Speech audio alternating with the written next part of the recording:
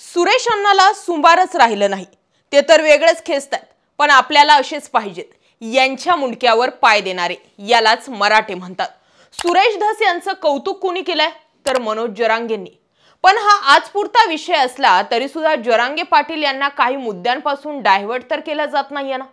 नेमकं घडलंय का? 1 सप्टेंबर 2023 पासून 23 नोव्हेंबर 2024 पर्यंत मनोज जरांगे यांनी हेडलाईन सोडली नाही। 23 ला विधानसभेचा निकाल लागला, 132 जागा भाजपने जिंकल्या आणि जरांगे यांच्या नावाची हेडलाईन फडणवीसांकडे शिफ्ट झाली।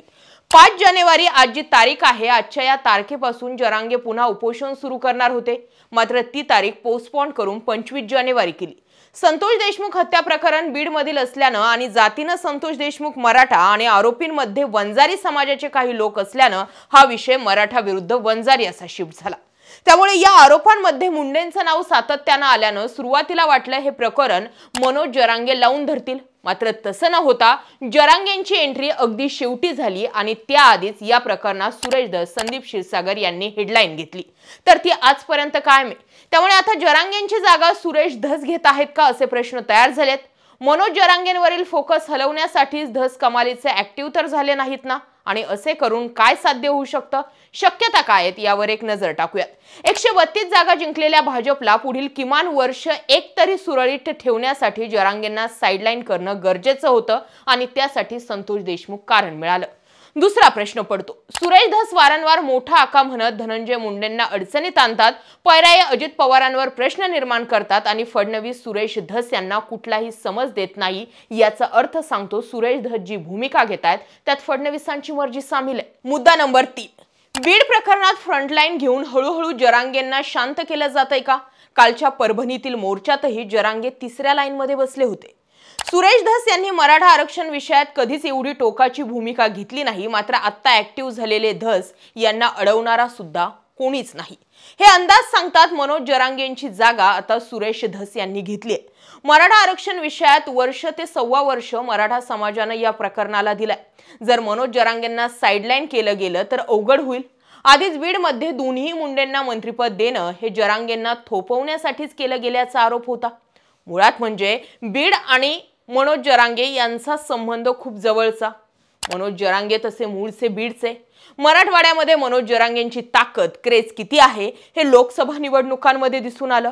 हा विषय वेगळा की विधानसभेला तसं काही घडलं नाही, पण लोक म्हणाले विधानसभेला मनोज जरांगेंनी तसं काही केलं सुद्धा नव्हतं। परंतु लोकसभा निवडणुकीमध्ये पंकजा मुंडेंना पाडायला आणि बजरंग सोनवणेंना निवडून आणायला संदीप क्षीरसागर, दुसरा विषय म्हणजे मनोज जरांगे आणि तिसरा विषय म्हणजे सुरेश धस असे सगळेच ऍक्टिव्ह होते असे त्यावेळेस आरोप झालेले होते। त्या ठिकाणी पंकजा मुंडेंचा पराभव झालाच नसता जर मनोज जरांगेंनी बैठका घेतल्या नसत्या तर।